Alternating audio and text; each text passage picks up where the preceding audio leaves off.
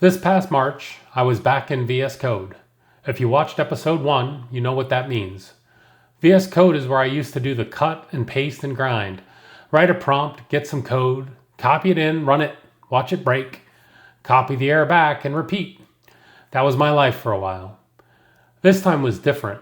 I wasn't copying anything. I described what I wanted the script to do, and the AI running right inside VS Code just started building it.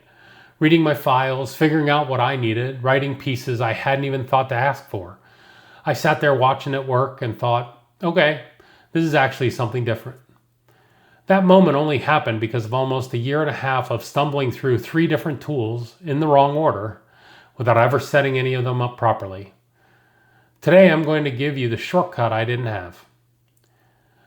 I want to talk about ChatGPT, Claude, and Gemini, the 3 AI tools I use. But I'm not going to do the standard comparison video where I run the same prompt through all 3, show you a side-by-side. That video exists many times over. It's not particularly useful. What I'm going to do instead is tell you the honest story of how I actually ended up with all 3. None of it was planned. And then show you the one thing I wish someone had told me before I started using any of them.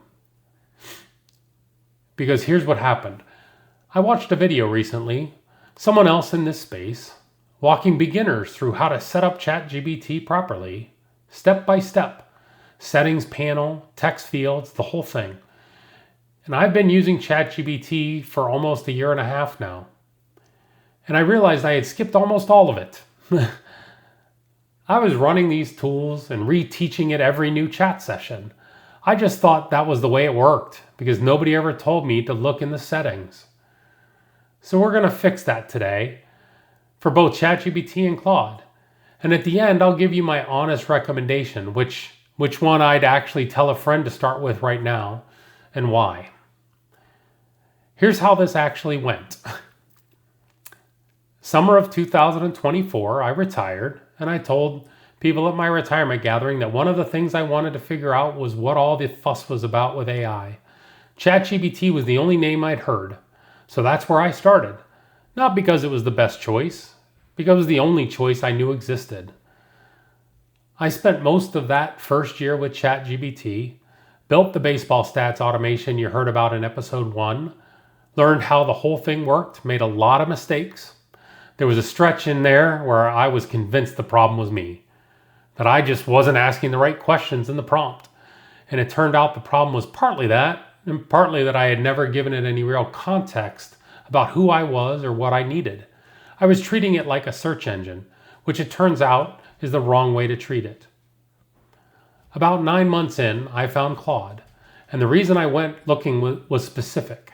I had a serious writing project, and I had heard Claude was noticeably better at writing than ChatGPT. So I tried it. It was. And something about the way it works also felt different. More like a back and forth conversation. Less like querying a very smart database. I've thought about why that is. And now I think part of it is the settings I hadn't configured right. But we'll get there. At the end of last year, I started using Gemini. I picked it up because I got access to a free year of Gemini Pro through a student account. Free is a very compelling feature. I've been using it since, and I'll give you my honest take in a minute.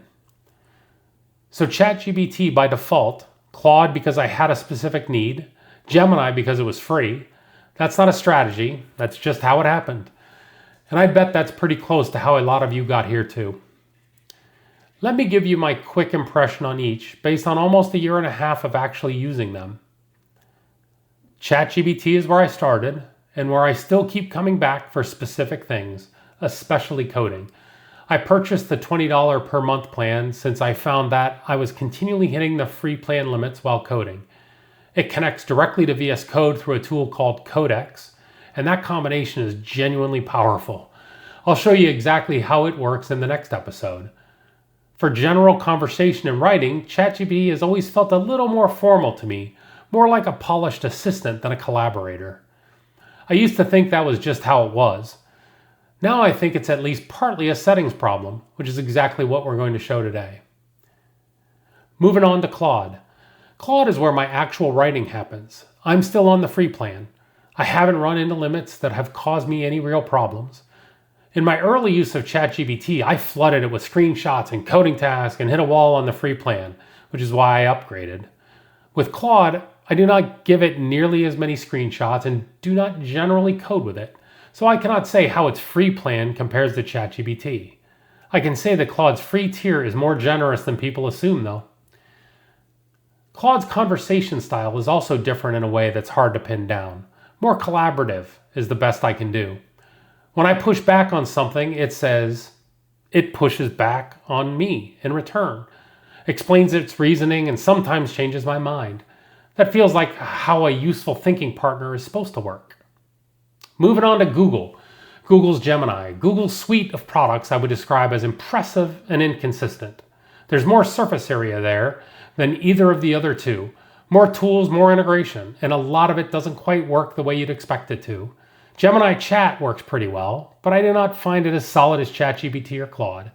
However, the other tools are really interesting. If you're the kind of person who likes exploring, it's worth your time. If you want something that just works reliably on day one, it's probably third on the list. The exception is Notebook LM, which is a Google product that sits alongside Gemini, and it's excellent. I'm going to spend a whole episode on that one. The other feature of Gemini that stands out, it's video analysis. You can upload a video, YouTube your own video or whatever, and ask Gemini questions, and it can answer them based on actual watching the video. I may show this off in a future episode. How I uploaded my high schooler swimming at a swim meet and asking Gemini for tips and drills on stroke improvement. Okay, here's where we switch to the screen. I want to show you something in ChatGPT that most people, including me until recently, skipped entirely. Down in the lower left, you'll see your name with a little symbol. Don't worry about the fact mine says plus. That's because I have the $20 a month subscription. Yours may say something different if you're on the free plan or on a different plan. But let's click there and then bring up let's bring up settings.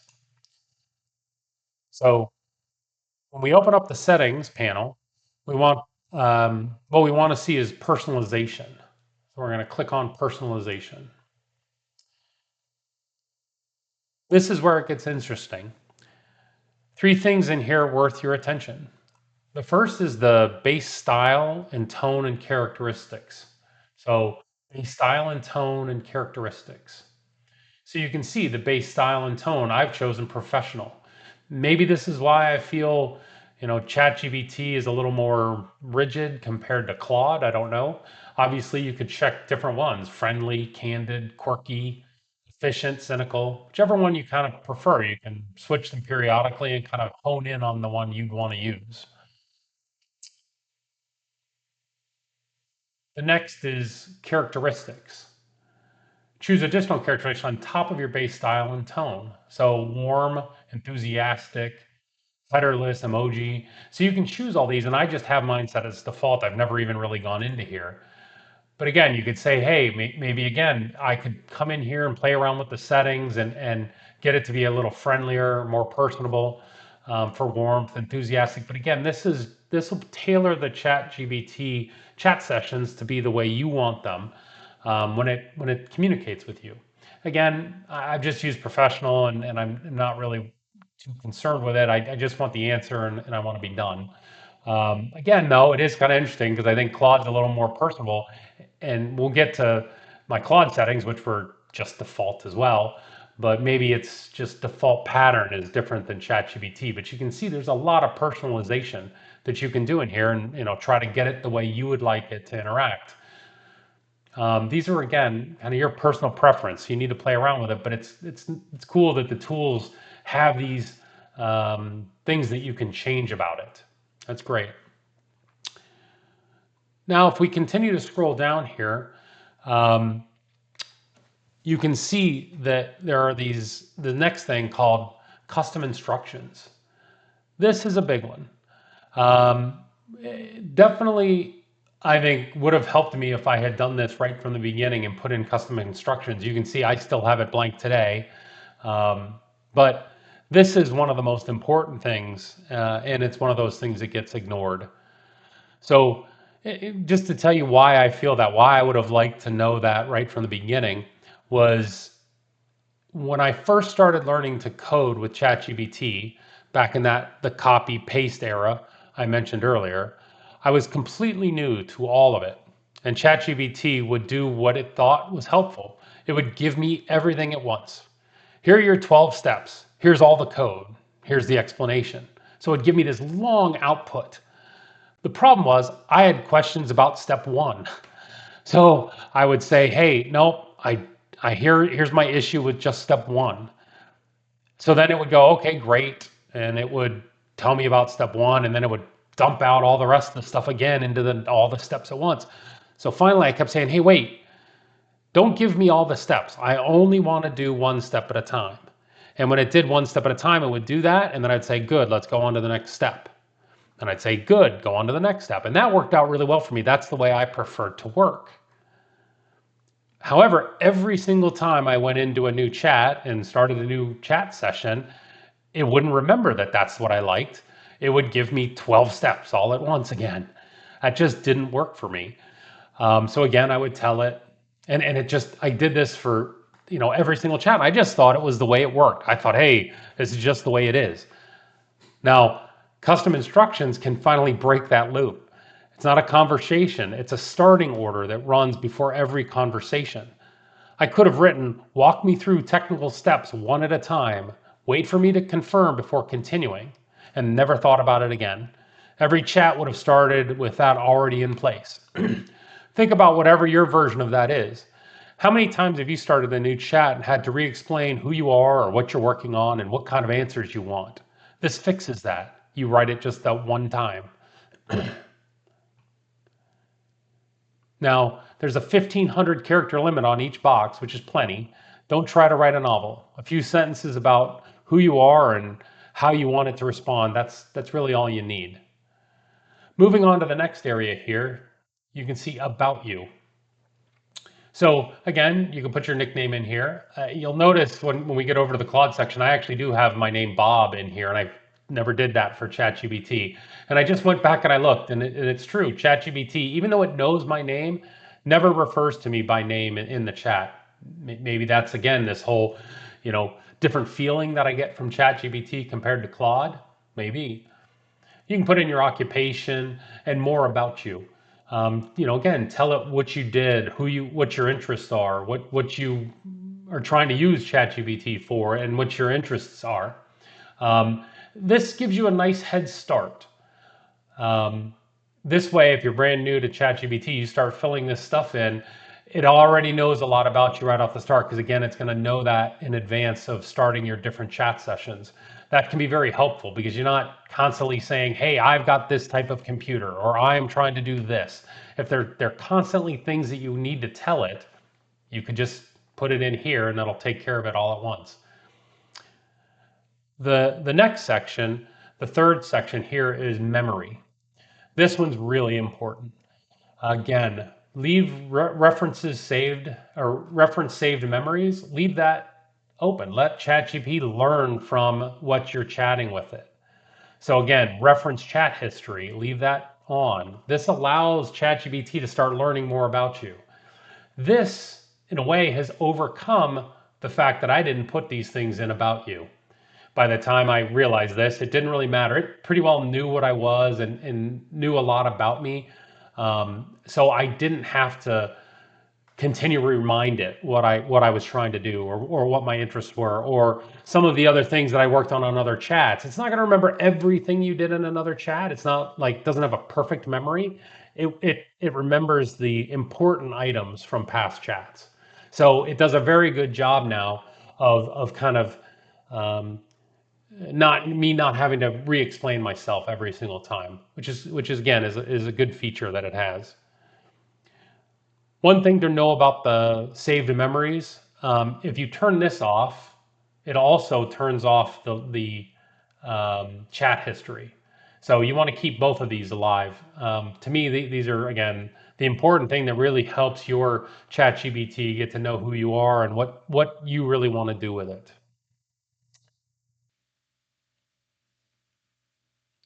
One other thing to note about the memory is periodically you'll want to check and see what does ChatGPT know about me. And in the memory, if you click on this button, manage, now I'm not going to click on it here because it'll pull up everything it knows about me. But if you click on manage, you'll see a very long list as you continue to use it of different things that ChatGPT thinks is important from your past chats. All right, that takes care of the ChatGPT. Now let's move over to Claude and see how it's different or how it's the same. So again, going into Claude, it's very similar. We're going to look at this lower left-hand box. This is that thing about you. And you can see in here, we can pull up settings. So now when we go into settings, you'll see some of the same things that we had saw on ChatGPT, just a little bit, like slightly different. But you'll see full name. And this is where you notice that I put in Bob. And I will say, Claude, generally when I chat with it, it does call me Bob. And it has that context with it. Maybe that's, again, why I think it feels a little different than when I'm talking to ChatGPT. And what should you call me? Then, of course, again, we've got this very important section, again, instructions for Claude. This is same as for ChatGPT. And here we've got a big box that says, what do you want? What is it that you want Claude to do every time? And again, you can use that in that same way you did ChatGPT or what way I described it for ChatGPT. You want to make sure you give it all the details that are constant about you, that you constantly want to remind it every single chat session. You don't need to put in some specific thing just about one specific project. You want it to be more general, the general things and the general ways you want it to interact with you. Those things are really important here. So if we want to go continue on like what we had for ChatGPT, it would be around the memory. And so that's different though. In ChatGPT, it was under that settings. In Claude, it's under capabilities. So again, Claude has the same idea, memory, generate memory from chat history. Again, very important, leave that on. Let's let Claude understand from your past sessions what it needs to know about you. Again, just in general, what I've generally felt like, I have felt like Claude's memory seems to be better than ChatGPT. No idea if that's a reality, if I did some side by side comparisons or tried to figure that out. But to me, it just feels like Claude's memory does a bit better job of remembering who I am and don't nearly, when I ask it something, hey, do you know this setup? It seems to know this setup that I have, so I don't have to remind it. If you're ever curious, hey, what does Claude know about me? In Claude, you can go to View Manage Memory. And so if I click this, it will pull up and it'll literally show me everything that Claude knows about me. So we can see here we've gone through the settings, but if you notice, it didn't really talk about how the conversation style should go. That doesn't in Claude, you don't do that in the settings. Where you do that in is just when you open up a new chat window, you'll see this is just my typical chat window. And down here, you can see use style. So use style, this is where, again, you can say, hey, do I want it to be a learning style or concise or explanatory or formal? You have these different types of set options on how it interacts with you. I just chose normal.